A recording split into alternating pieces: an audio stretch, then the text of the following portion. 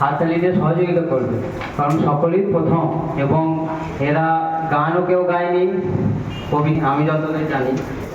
তাই ওদেরকে সকলেই একটু সহযোগিতা করবেন, একটু উৎসাহ পাবেন।